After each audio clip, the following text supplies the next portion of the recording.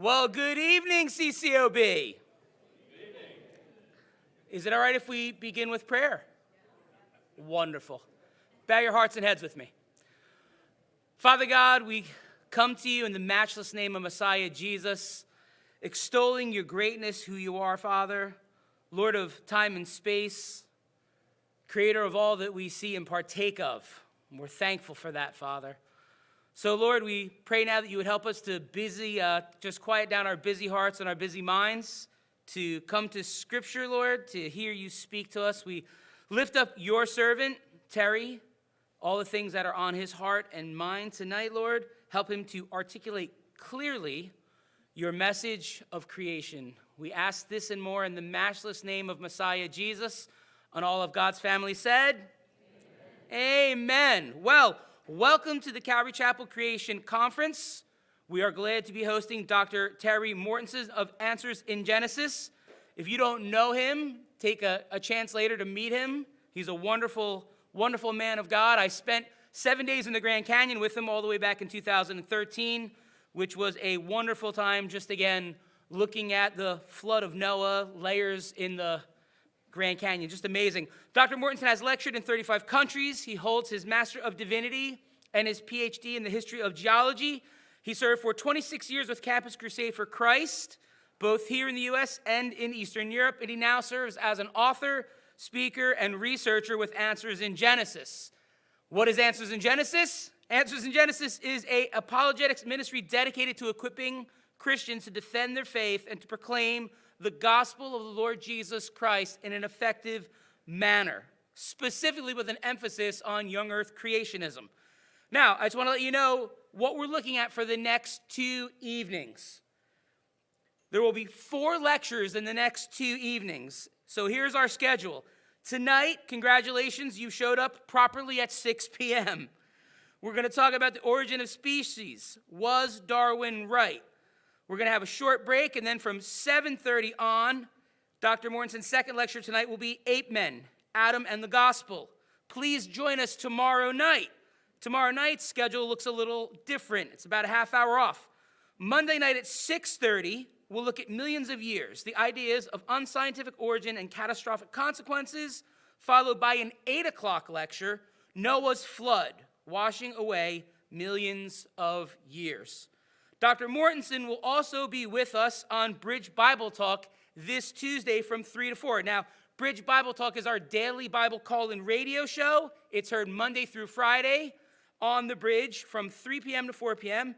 You can call in with any Bible questions, but we would encourage you to call in with your creation questions at 888-712-7434. Again, the number to call in is 888-712-7434.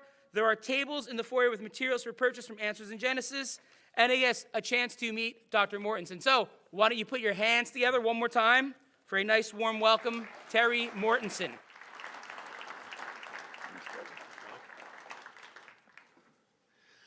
Well, good evening. Thank you for coming back as we consider the question of origins, in this case related to the origin of life. I want to begin with a quote by the most famous evolutionist in the world, Richard Dawkins from England, former professor at Oxford University. He said this: "It is absolutely safe to say that if you meet somebody who claims not to believe in evolution, that person is ignorant, stupid, or insane, or wicked, but I'd rather not consider that." Well, I don't believe in evolution. I freely admit that I am wicked, saved by the grace of Jesus Christ. I always let my audience decide whether I am ignorant, stupid, or insane.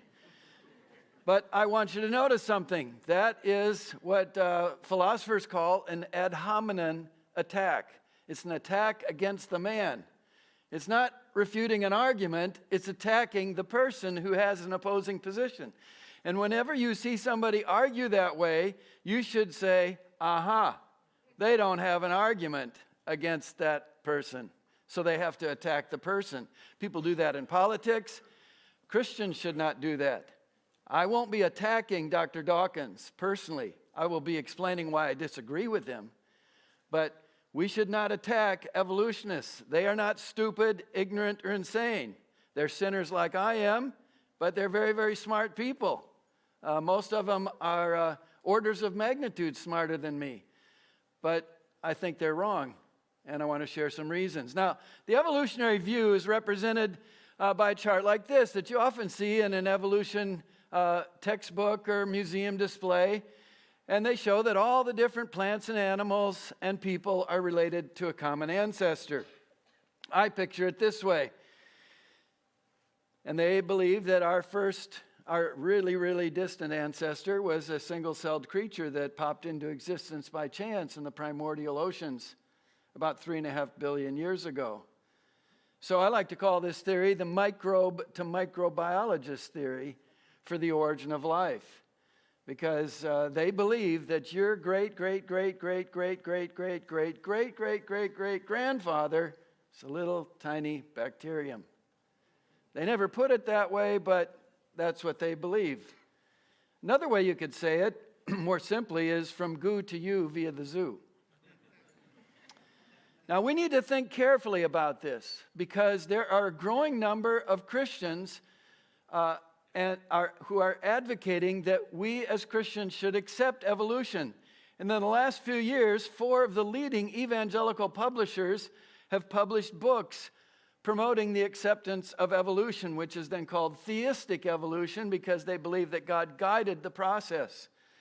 The most influential organization promoting theistic evolution is the organization Biologos Forum, which was started by Francis Collins, who became the head of the National Institutes of Health under the Obama administration. As far as I know, he's still the director of that. It's sometimes also called evolutionary creation. And it has been receiving some responses. In 2017, a book was published, 25 authors, 33 chapters, 1,000 pages, raising scientific, philosophical, and theological arguments against theistic evolution. So those authors obviously think this is a problem. This is a concern. So the evolution tree of life, all the different plants, animals, and people are related to a common ancestor. And that view of the origin and history of life is based on 2 assumptions that control science today. They are the assumptions of what philosophers call naturalism. The first assumption is that nature or matter is all that exists. Now, not every scientist believes that. There are scientists who do believe in God, but most scientists do their work as if that's true, that nature is all that exists. And the second assumption controlling science today is that everything can and indeed must be explained by 3 things: time plus chance plus the laws of nature working on matter. If you have those 3 things, time, enough of it, millions, billions of years, chance, and the laws of nature, the laws of chemistry and physics and genetics, you can explain the origin of life. You can explain the origin of the earth, the origin of the solar system, the origin of stars and galaxies. You just need enough time, chance, and the laws of nature. Well, philosophers call that the assumptions of naturalism. It's known by another name. Those are the assumptions of atheism, because atheism is naturalism. Again, not all scientists are atheists, but most scientists do their work as if atheism is true. But there are scientists who don't accept those assumptions, and they hold to a biblical worldview. And there are 2 basic assumptions in this worldview. The first is that the eternal, good, all-knowing, all-powerful, holy God exists, and he created everything else. Now, that's a very different starting assumption than nature is all that exists. The second flows out of the first, because this God is not a silent God. He's a speaking God, and he is spoken through one book, the Bible. And the Bible is God's completely truthful eyewitness testimony, which explains the key events in history so that we can correctly interpret the evidence we see today resulting from the origin and history of the creation. Now, it says a lot more than that. It talks about our spiritual condition and the role of Israel in God's plan and the nature of the church. But it is God's eyewitness testimony, because 2/3 of the Old Testament is history. 1/3 of the New Testament is history, and there's lots of historical statements scattered through the other books. So the Bible is about God's acts in time, space, history, and he was an eyewitness to every event that is recorded in the Bible, including the first chapter about creation. And when we turn to that chapter, we learn some things about the origin of life. In Genesis chapter 1, on the third day, God says that he created all the land plants. And we see a phrase that appears there 3 times, according to its kind. He created different kinds of plants to reproduce according to their kind. Then on day 5, we see the same phrase when God created the sea creatures and the birds to reproduce according to their kind. It appears again on day 6 when God created the land animals and the land animals and man to reproduce after their kind. Now here's a principle of Bible study. When you see God repeating himself many times in a short space, you should say, aha, I think he's trying to emphasize something. And this text is emphasizing that God made different kinds to reproduce after their kind, to be fruitful and multiply. And the text also is clear that God spoke these creatures into existence, but he tells us how the next generation of plants, animals, and eventually man will come into existence, because right in the text it says that he created these kinds with seeds in the plants, in the fruit, to make the next generation. And he told the sea creatures and the birds to be fruitful and multiply. That's get together, have babies. And he said the same thing about the land animals and man. And so God supernaturally created the first creatures by his word, and all subsequent members of the same kind were the result of natural procreation, a process that God created at the beginning. Now, you remember the name of Charles Darwin's book, The Origin of Species. Darwin argued that species change. He argued against a view that some people had, that the species in Darwin's day were the same as the species that God created. But I think Darwin was arguing against a straw man, because I know from my own research on the early 19th century that there were Christians who did not believe that the species was the same as the created kind.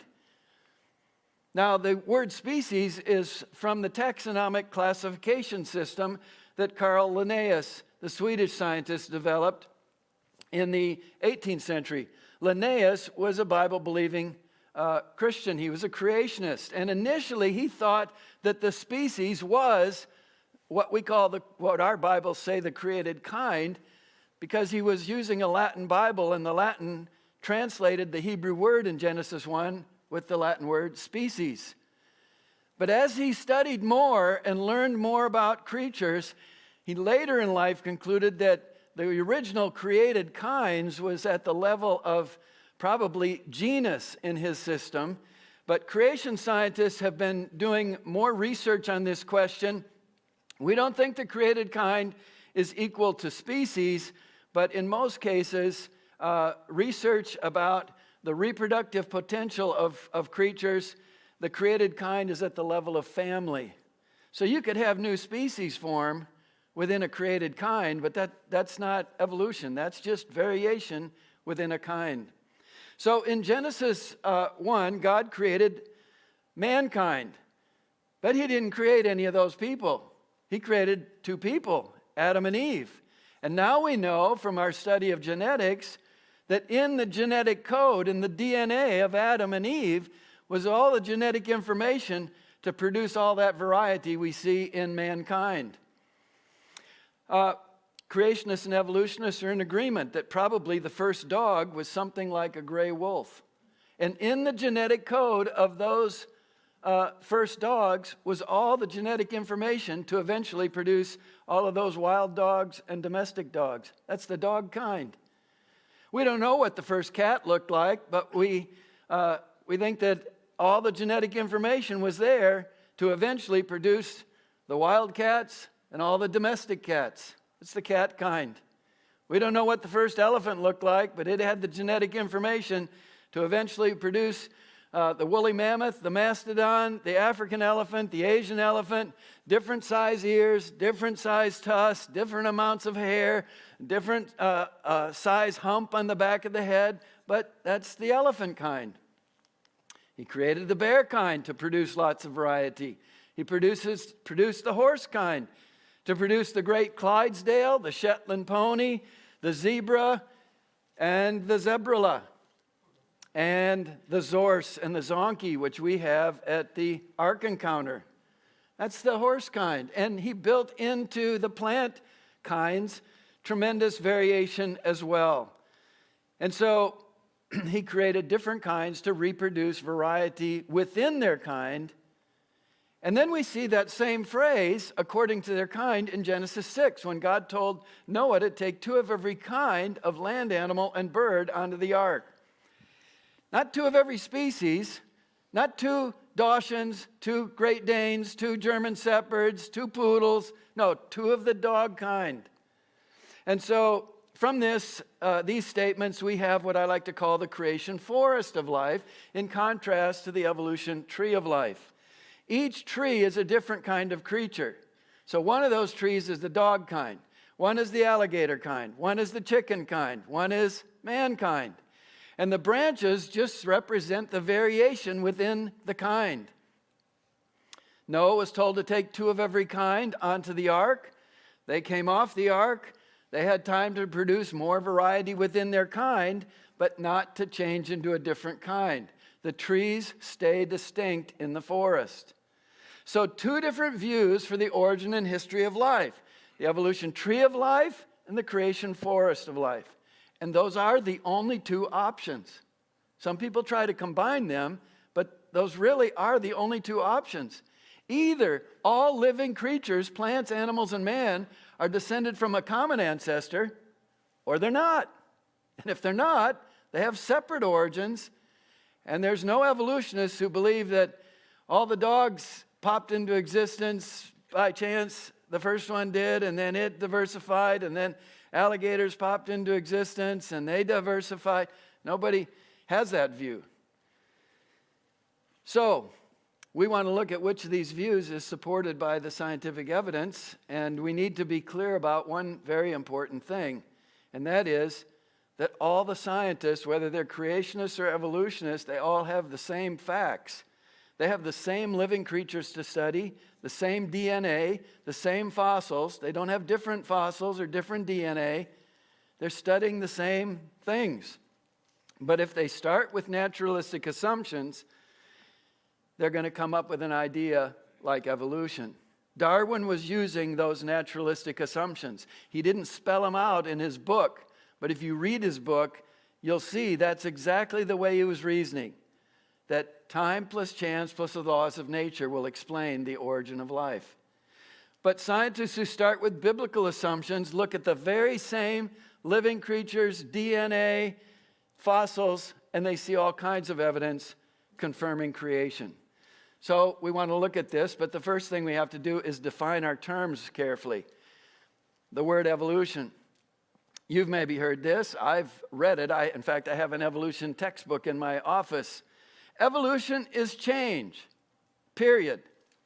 Yes, evolution is change, but it's a certain kind of change. I'm changing. I don't look exactly like I did when I was 18 years old, although I'm quite well preserved, thank you very much. But I am not on the way to becoming Arnold Schwarzenegger or Superman. I'm on the way down, not on the way up. And I feel it almost every day. So that's not evolution. Evolution is a certain kind of change. It is vertical change from one kind of creature into a completely different kind of creature. The first creature was a single-celled creature. It multiplied and reproduced, according to evolution, for about 1 billion years and only produced single-celled creatures. And then something happened, and the first multi-celled creature evolved into existence. And then that creature diversified and multiplied as multi-celled little microscopic creatures for about 500 million years before macroscopic Bottom-dwelling sea creatures began to evolve. And then they evolved into the first fish. And eventually one of those fish walked onto the land and became the first amphibian. And then after millions of years, eventually one of the amphibians became the first reptile. And reptiles eventually evolved into birds. And some other reptiles eventually led to the first mammal. And then the mammals diversified and eventually led to apes and then man. That's what evolutionists believe. Now, creationists believe in change, but we believe in horizontal change. God supernaturally created different kinds, more than 7 kinds, I'm just illustrating. But he built into those created kinds the genetic information to produce variety within their kind, but not to change into a different kind. Now, here's the problem. Evolutionists are constantly giving us examples of variation within a kind. And say, see, that's evolution. No, that's not evolution, that's creation. This is evolution. And what I'm going to show you is, not only is it contrary to the Bible, it is contrary to the real scientific evidence. I want to show you that the evolutionists are confusing us. Here's a cover story from Discover magazine, a popular American science magazine. Testing Darwin, scientists at Michigan State University prove evolution works. And you open up the article, and they have a full page pictures of these animals, and they say in big, bold font, Darwin cited the diversity of dogs as an example of accelerated evolution. Now let me ask you a question. What are all those creatures? Dogs. Dogs changing into dogs is not evolution. That's dogs reproducing after their kind. I want to know, where did the first dog come from? How do you get a dog from a creature that's not a dog? Darwin never answered that, neither did this article. On the next page, they had a picture of all these birds. They're called Darwin's finches. Darwin studied these little birds on the Galapagos Islands off the west coast of Ecuador on his famous 5-year voyage in the 1830s. And he noted that they were different colors and they had different sized beaks. And the big beaked finches ate big hard seeds, and the little beaked finches ate small soft seeds. And this article says, finches played a central role in Darwin's thinking about the evolutionary process of natural selection. Now I just have a question. What are all those creatures? Well, they're birds, but they're a certain kind of bird. They're finches. Finches producing finches is not evolution. That's finches. Now, some of them have bigger beaks than others. But I've been doing scientific observations this whole weekend, all day today. And I've noticed some of you have bigger beaks than others. And I've been wondering, where you are on the evolutionary... Oh, that's ridiculous. I want to know, where did the first finch come from? Not geographically. We agree with the evolutionists. They got out to the islands from the mainland of South America. I want to know, how do you get a finch from a non-finch? Darwin never explained that. Neither did this article. So let's look at this question and consider first the fossil record. Does it confirm evolution or creation? And the fossil record is in the rock layers of the earth, seen most beautifully in the Grand Canyon, but they're on every continent, and they're under the cities and the forests here in New Jersey and in Kentucky, where I live. And the evolutionists often use charts like this to represent the history of life over millions and millions of years, starting with relatively what they call simple bottom-dwelling sea creatures, but there's nothing really simple about any of them, evolving into all the so-called higher animals. Here's a chart from a Scientific American showing mammal evolution. And you've got all these mammals up at the top, land mammals, flying mammals, and swimming mammals. And this chart shows that they're all related to a common ancestor, the first mammal. Now, in some cases, they have a name and a picture on this tree. Sometimes they have no name and no picture, and they certainly don't know what the first mammal was, but it evolved from some non-mammal. Now, my question is, do they have fossil evidence for the dotted blue lines? The article doesn't tell you. I am not a paleontologist, so I call in as my expert witness the late Dr. Stephen Jay Gould, America's greatest evolutionist, paleontologist in the 20th century, professor of paleontology and geology at Harvard University, and an atheist until his death. He said this: "The extreme rarity of transitional forms in the fossil record persists as the trade secret of paleontology. The evolutionary trees that adorn our textbooks have data only at the tips and the nodes of their branches. The rest is inference, however reasonable, not the evidence of fossils." And it was that fact that led him and Niles Eldredge at the University of Chicago to propose an alternative to Darwinian evolution, which they called punctuated equilibrium. They said evolution happened very rapidly in small populations in a relatively short period of time, and then they didn't change after that. Well, the gradualists said, you don't have any biological mechanism for such rapid evolutionary change. And the Darwinists said, yeah, but you don't have any fossil evidence for the slow gradual change. And the creationists standing on the side said, yeah, you're both right. You don't have the genetic evidence or the fossil evidence. But we're talking about fossils, so let's go back to that chart on mammal evolution. And you can see that I erased the dotted blue lines because Dr. Gould says we don't have fossil evidence for the branches. But we've got to do something else to this chart because the blue bars are not in the fossil record. The blue bars are on this page of the magazine. It's the creatures up at the top that are in the fossil record. And as far down as we find a kangaroo in the fossil record, guess what it looks like? 100% kangaroo. As far down in the fossil record that we find a bat, guess what it looks like? 100% bat.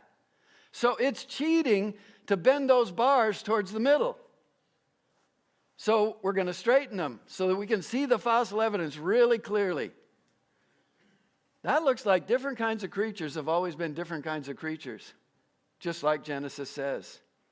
In the article that I quoted from Gould, he said that there are two characteristics to the fossil record: abrupt appearance and stasis. That is, the first time that a creature appears in the lowest rock layer, it appears fully formed, fully functional, fully recognizable.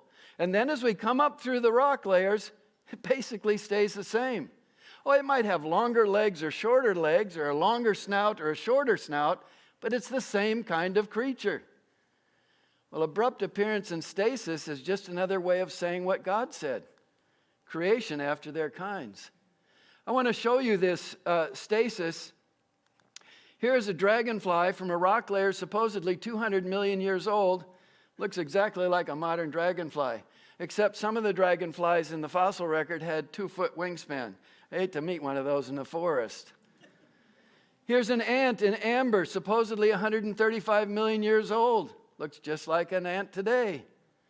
This nautilus, supposedly 114 million years old, looks exactly like nautilus swimming in the ocean today. And nobody would have trouble identifying what that creature is. Hasn't changed in 50 million years. Well, a lot more could be said about the fossil record in terms of details, but the fossil record does not support the theory of evolution. It fits beautifully with the creation forest of life. So let's go on and consider the study of living creatures. Do they confirm evolution or creation?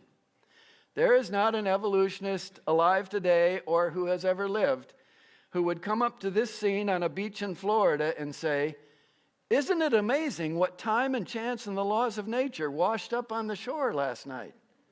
They'd all know this is the result of creative intelligence.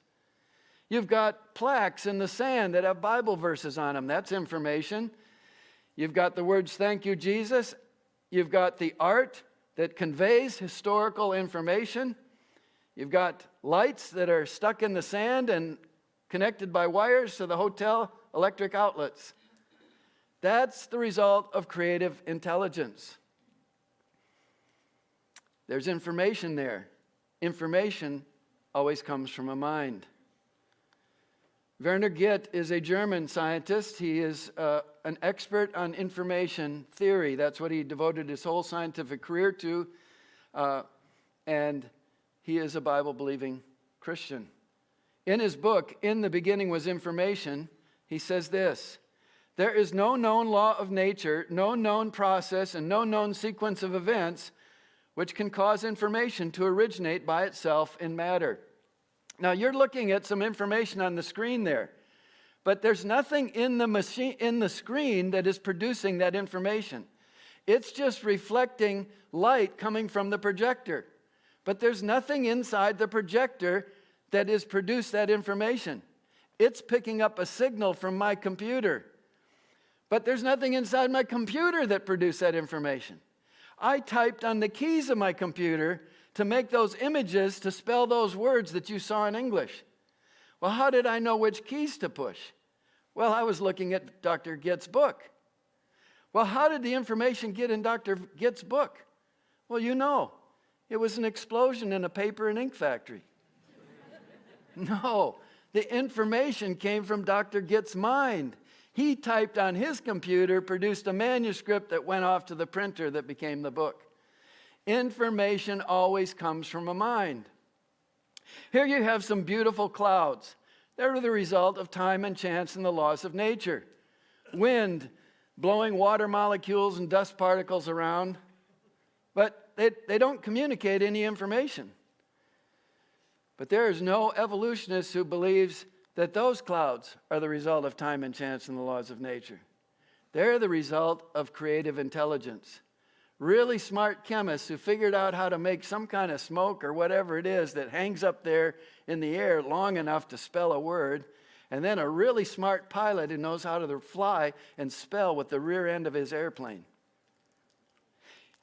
Here you have some beautiful rocks. They're the result of time and chance and the laws of nature. Wind and water beating against the rock, eroding. But there is no evolutionist who believes that those rocks are the result of time and chance and the laws of nature. They're the result of creative intelligence. And think about this. If it took really smart people who knew how to use dynamite, jackhammers, and chisels to produce those heads, then how rational, how scientific, how logical is it to think that the actual living heads on the living bodies of the living presidents are the result of time and chance and the laws of nature? I submit to you that is illogical, unscientific, and irrational. Well, here you have some complicated things. I've never seen them come into existence, but I know that they are the result of a tornado blowing through a junkyard. No, I'm not that dumb. They're the result of a great quantity of intellectual activity and creativity. But those things are simple compared to the simplest living things. This is not the simplest living thing, but it is a microscopic insect called a midge. And it's got a compound eyes, very complex mouth structure. It's got those antenna-like features, those hair-like features. There's nothing simple about this guy.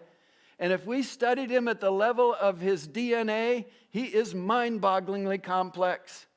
And unlike those things, this guy and his wife can have babies. And that's a whole complicated system based on information. So, those came from intelligent creativity. That must have also, and so have those. So how do we explain this? Well, the information for making those things is in a molecule in virtually every cell of your and my body and every plant and animal. It's called the DNA molecule. And just as the English language has 26 letters, and you can combine those in different ways to make words and sentences and whole books of information, so there is a biological language using 4 letters represented by C, T, G, and A. And these chemical letters are combined together to make biological words, sentences, and whole books of information. It's like the Morse code. If you know the Morse code, and you have a rope and some beads and rods, you can spell the word help. You just need to know the code. And if you have a long enough rope and enough beads and rods, you can spell out the whole Bible. But the rope and the beads and rods don't create the information. They only carry the information in the coded sequence. So DNA is like that. It's a chemical, biological language that carries the information for making plants, animals, and people. And someone has, and we know today that the DNA molecule is the most compact information storage system known to man. It makes our most powerful microcomputer chips look like nothing in comparison. And it has been estimated that if you took all the human DNA that you could fit on the head of a pin, that would be equivalent to 155 million human DNA molecules, which would carry the amount of information equivalent to a stack of books from the Earth to the moon 240 times, or a stack of CDs 1,800 kilometers high.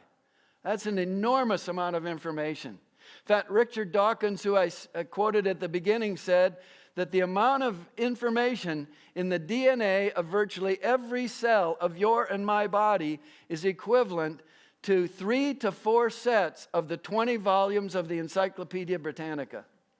Just an enormous amount of information. And it will determine whether you're going to be a boy or a girl, whether you're going to have brown hair or black hair, green eyes or blue eyes, tall in stature or short, petite or real robust. All of that is coded in the DNA. Well, you know what DNA stands for. It stands for deoxyribonucleic acid. But that's way too difficult to remember. Much easier is definitely no accident. Because information doesn't come from an accident. So how do you explain the origin of the genetic information for all these creatures?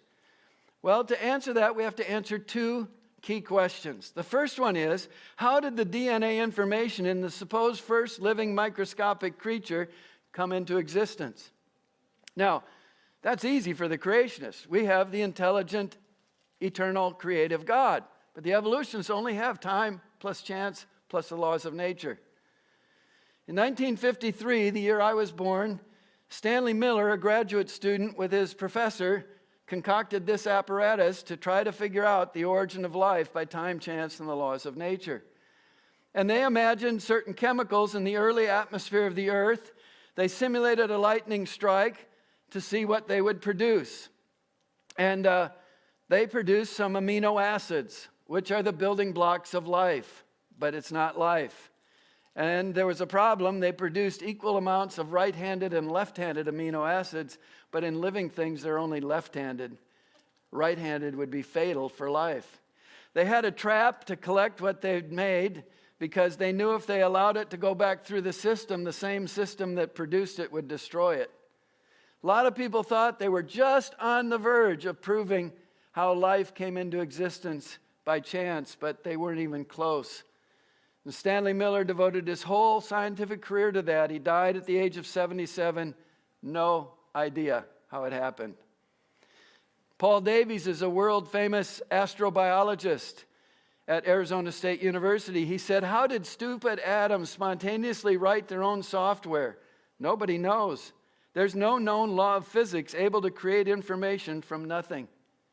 Well, that sounds like just what Werner Gitt said. But evolutionists are constantly telling the world that creation scientists aren't real scientists. They're just pseudoscientists. They don't really know what they're talking about, but they do. So the first question, the creationists can answer that. But the second, the evolutionists, after over 80 years of research and millions of research dollars and probably thousands of scientists working on it, they have no idea. And right there, the theory of evolution is dead. Because if they can't explain how you get the first living cell from time and chance and the laws of nature, it's over.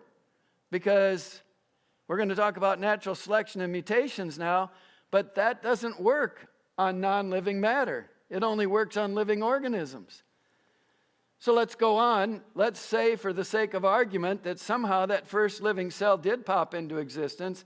Now the question is, how did the DNA information in the first single-celled creature get changed and augmented or added to produce all the different plants and animals that we see in the fossil record and living today? In other words, how do you go from a microbe to a microbiologist? And the evolutionists have two main mechanisms, natural selection and random mutations. And we'll look at each of these in turn. They're not difficult to understand. Natural selection is a fact. I want to be clear about that. All creationists believe that. But natural selection is not evolution, as I'm going to show you. It's actually the opposite of evolution. And natural selection is a conservative process, not a creative one. And the name even tells you that. Natural selection. Nature is selecting from what's already there. So here's a chart from an evolutionary biology textbook. The genus Canis.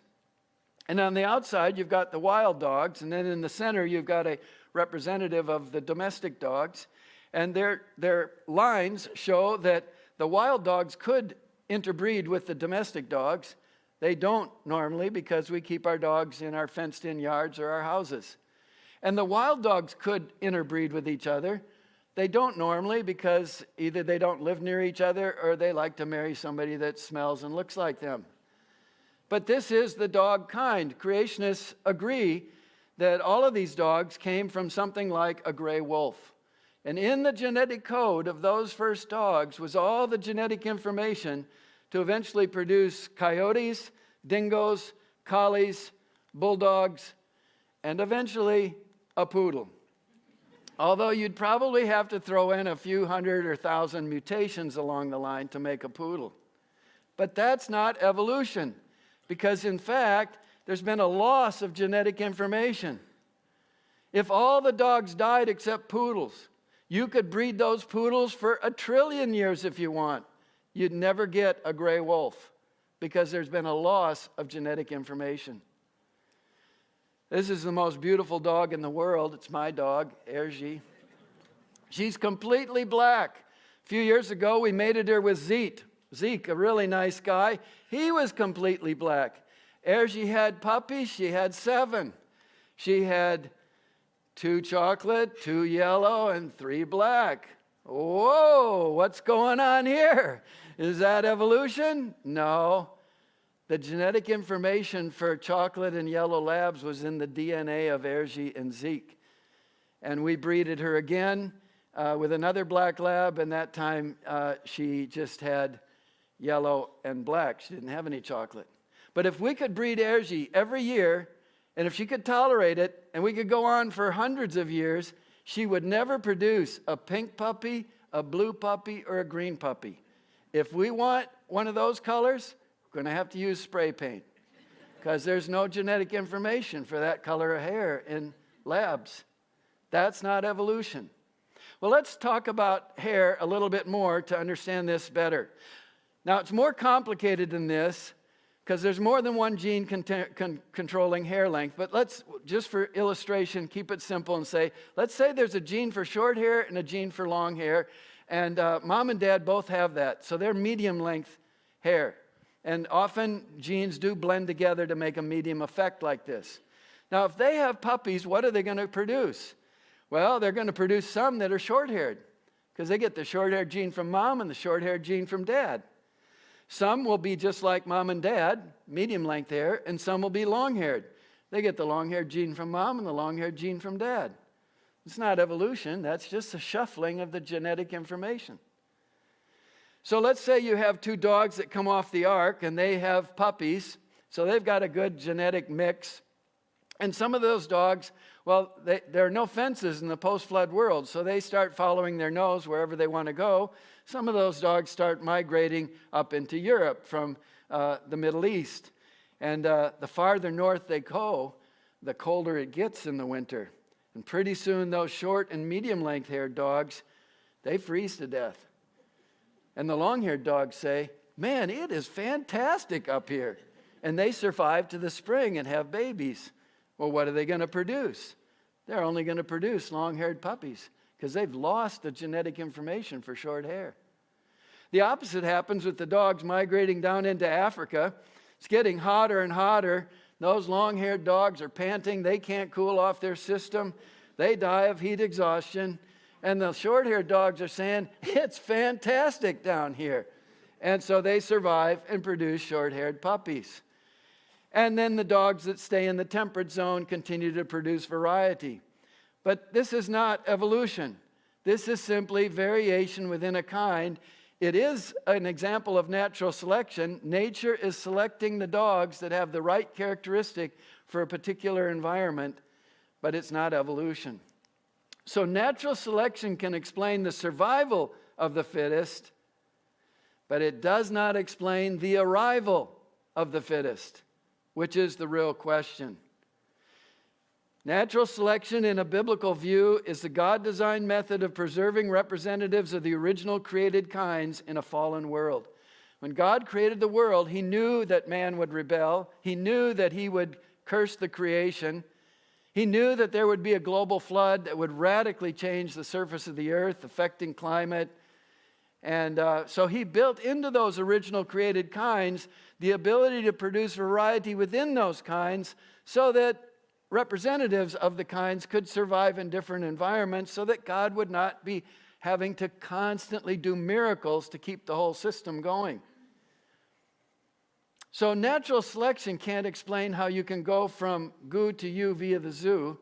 So what about mutations? Do they supply the new genetic information necessary for evolution? Well, what's a mutation? A mutation is a mistake in the genetic code. And usually it involves a loss of genetic information. This is an example.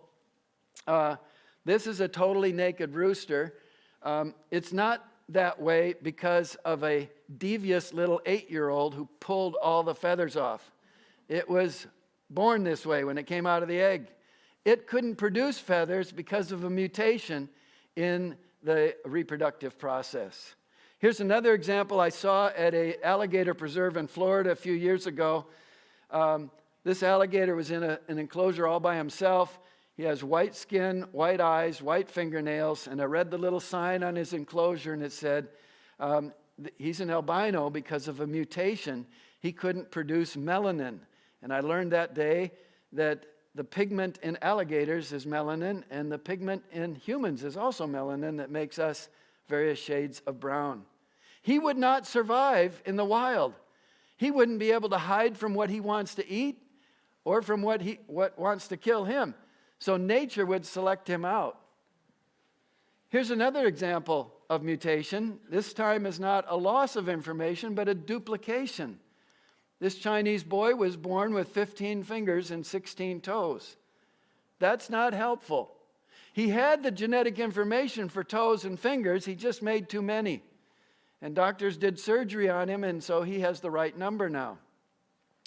But that's not going to be the way you explain where fingers and toes came from in the first place.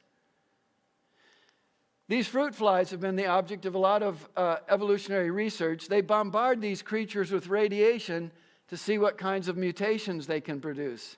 And so they take normal fruit flies, bombard them, and they get fruit flies that have fringed wings, little tiny vestigial wings, no wings at all, legs growing out of the eyes, extra sets of wings with no muscles to run those wings, so they get in the way of the wings that work. None of these are an improvement on the fruit fly. And they're not in the process of changing into something that's not a fruit fly. And if they let these mutants out into the wild, nature would select them out because they're not fit for survival. They survive in the laboratory for research. So mutations are a fact. All creationists believe in mutations. But mutations nearly always reduce the genetic information. Sometimes they just duplicate or shuffle existing information. But they have never been observed to increase functional genetic information to produce new body parts or new body functions not in the parents or in that kind. And again, this is not hard to understand. If you had a desktop computer and you took the side off the tower, and you had a box of computer parts, and you had little 2-year-old Johnny, and you said, now Johnny, you can change any part in the computer for any part in the box.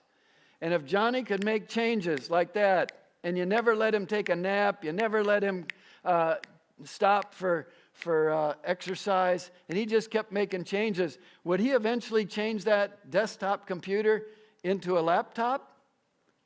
No. Probably the first change would kill the computer. Mutations are problematic. That would never happen. And that at the macro level wouldn't happen. If you were randomly changing code in the software, you would break it. Computer technology people spend a lot of time fixing corruptions in the code because it doesn't improve the software. Lee Spetner is an expert on mutations. He's a Jewish scientist. He wrote a book, Not by Chance, Shattering the Modern Theory of Evolution. It's all about mutations. In this book, he says, all point mutations that have been studied on the molecular level turn out to reduce the genetic information, not to increase it. So if you had the DNA for an amoeba, it has all the instructions for making every aspect of an amoeba. But if you took that DNA and you copied it, and every time you copied it, you made a random change, a mutation to the code, it doesn't matter how much time you give it, you're not going to produce horse DNA. Because amoeba DNA has no instructions for making legs or hair or a stomach or a head. Horse DNA has that instructions. Well, at this point, evolutionists will say, okay, we agree most mutations are harmful or neutral, but they say there are beneficial mutations. Now we come to another slippery word, like the word evolution. What do they mean by beneficial? Well, let me give you an example. You've maybe heard of this. You've maybe read it in the newspaper. Evolution happening right before our eyes in the hospital. Bacteria are developing resistance to antibiotics. Anybody ever heard that? Well, here's an example. H. pylori is a nasty little bacterium that causes ulcers and other problems in man. Doctors have figured out how to kill this bacterium. They've developed an antibiotic, and the patient takes the medicine. It's absorbed through the cell wall of the little bacterium. Doctors know from research that that bacterium will produce an enzyme that will convert that antibiotic into a poison, and that kills the bacterium. It's pretty slick. It's basically assisted suicide. But there are mutant H. pyloris, and the patient takes the medicine. They absorb that antibiotic through the cell wall, but because of a mutation, they can't produce the enzyme, so they can't convert the antibiotic to poison, so they survive. No enzyme, no poison, no death. It survived because of a mutation. It was beneficial for survival, but it involved a loss of genetic information. So, the patient takes the medicine, it kills the normal H. pylori, the mutant survives, has babies, and then the doctors have to figure out a different antibiotic to kill that. But the mutant is not an improvement on the bacterium. It's not changing into something other than H. pylori. And in fact, it's only got a benefit in that environment of the antibiotic. If they put both bacteria out in the soil, the normal one would have the advantage because it has the ability to make that enzyme.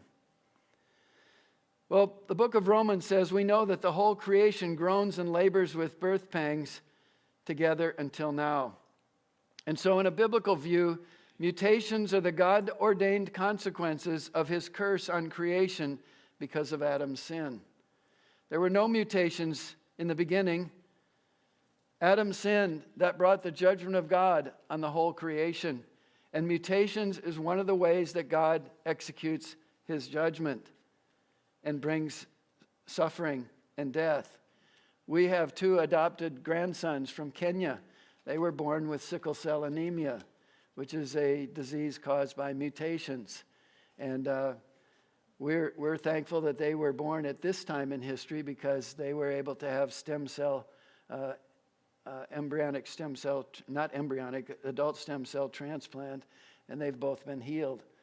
But if they hadn't, they would have had to have blood transfusions regularly and probably wouldn't live very long. So we have mutations, and they're increasing in the genome. It's called a genetic load. But one day Jesus is coming again, and there won't be any more death, no more suffering, no more mutations.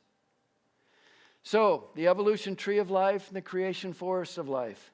When we really look carefully at the evidence, the fossil evidence, natural selection, mutations, there's no real evidence for the evolutionary tree of microbe to microbiologist change.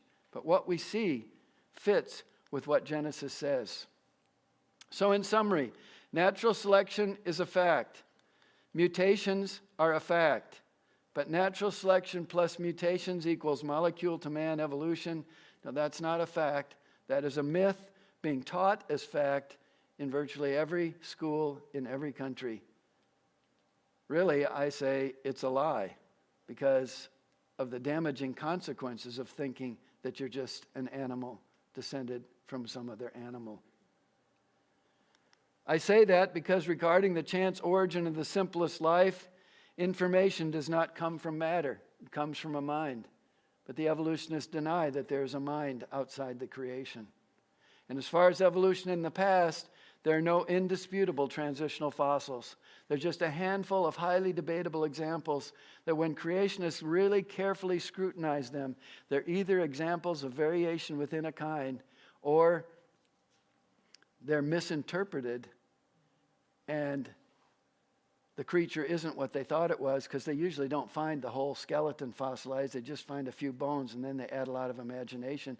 Or, in at least one case that we're going to see in my next lecture, deliberate fraud. As far as natural selection and mutations today, nature doesn't produce any new information. It only shuffles existing information or loses information. So the issue is not microevolution versus macroevolution. I used to use that language, so did other creationists. We don't use it anymore because it's playing with this fuzzy word, evolution. And if you say, well, I believe in microevolution, the evolutionists will come back and say, well, yes, but given enough time, microevolution can become macro. But the issue is not time. The issue is not the amount of biological change, just a little bit at a time. The issue is the origin and addition of genetic information. Well, so what? Well, I return to Richard Dawkins. He said, the universe we observe has precisely the properties we should expect if there is at bottom no design, no purpose, no evil, no good. Nothing but blind, pitiless indifference. DNA neither knows nor cares.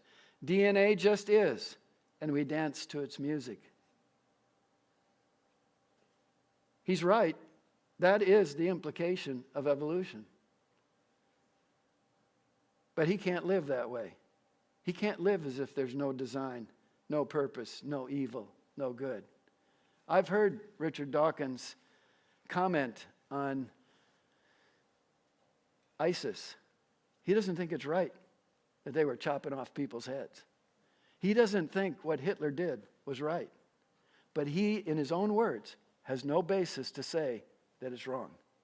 It's just his personal opinion. And from that kind of thinking, he makes tweets like this a few years ago. With respect to those meanings of human that are relevant to the morality of abortion, any fetus is less human than an adult pig. That's the fruit of his evolutionary thinking. It's perfectly logical, consistent thinking. But it's wrong because evolution is a lie. Romans 1 tells us that this issue matters because it says, for the wrath of God is revealed from heaven against all ungodliness and unrighteousness of men who suppress the truth in unrighteousness. Because what may be known of God is manifest in them, for God has shown it to them. For since the creation of the world, his invisible attributes are clearly seen, being understood by the things that are made, even his eternal power and Godhead, so that they are without excuse. The fingerprints of God are all over the creation. And if a person can't see it, it's not because he can't, it's because he won't. He is suppressing the truth in unrighteousness. Richard Dawkins is a brilliant man. He is an excellent writer, but he is suppressing the truth in unrighteousness. The book of Psalms says, the fool has said in his heart, there is no God. You can be a highly educated, brilliant fool by denying the obvious. You're sitting on chairs. Nobody even thought about it. But you all know those chairs are not the result of time and chance and the laws of nature. They're the result of creative intelligence. But your body is infinitely more complex than the chair.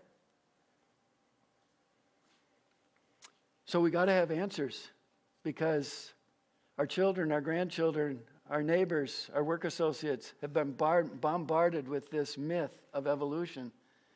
And there are a growing number of evangelical Bible scholars, seminary professors, Christian college professors who are urging the church, we need to accept evolution. This is scientific fact. And this is the way God created over millions of years.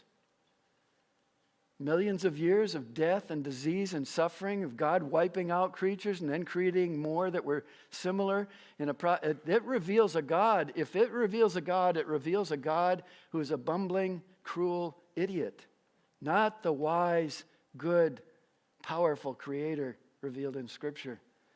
But evolution cannot be harmonized with what the Bible says. You have to ignore the text that says God created according to their kind, with seed in them to reproduce according to their kind. So we're going to take a break before we talk about human origins.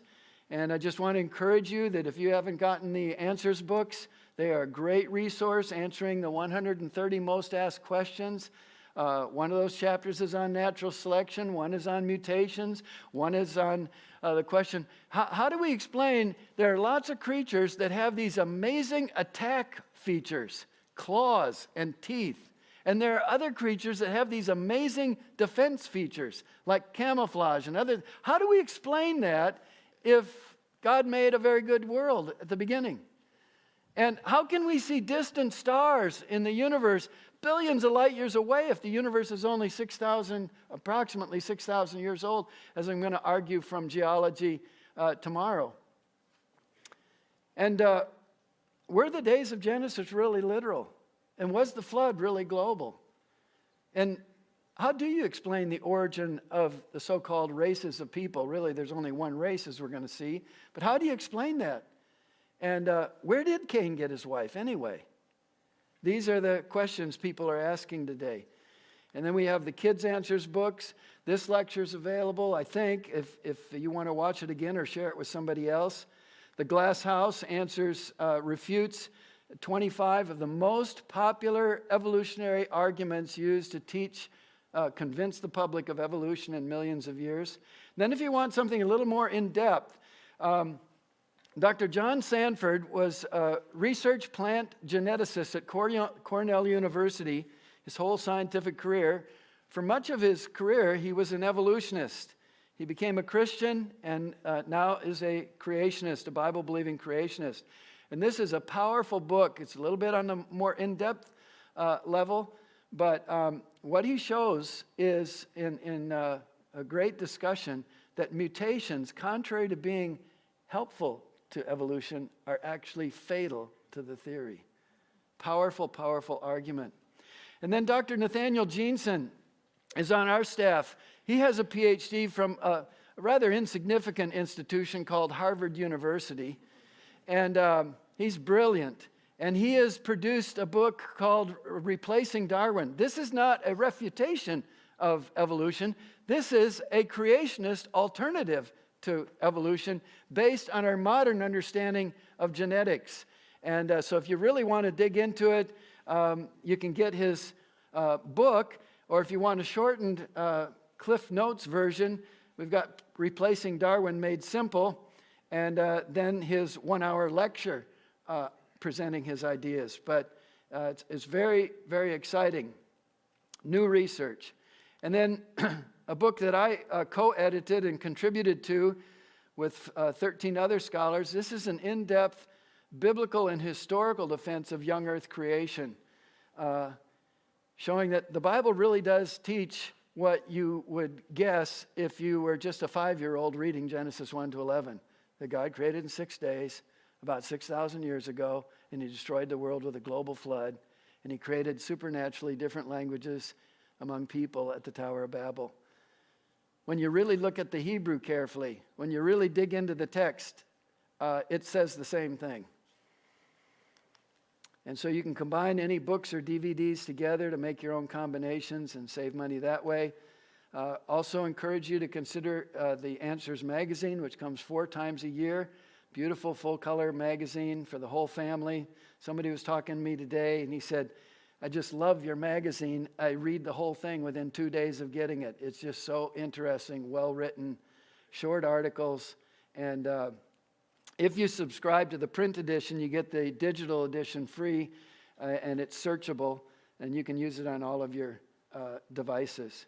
And you also get 1 DVD free for each year that you subscribe up to 3 years. So you can sign up for that in the book tables, and also get our free newsletter, which comes 12 times a year, has short articles about current contemporary issues, lets you know what's going on at the Creation Museum and the Ark Encounter, so you can plan your visit, and you can sign up for that. You can also pick up brochures about those 2 attractions in northern Kentucky, and also check out our Answers.tv streaming service, where we've got over 3,000 videos of documentaries, lectures, children's programs, nature programs, science experiments that could be used in homeschool, and many other things. So, and then encourage you to come back tomorrow night for when we look at geology in the millions of years. So we're going to take a break until 7:30, and then we'll look at ape men, Adam, and the gospel. Enjoy your break.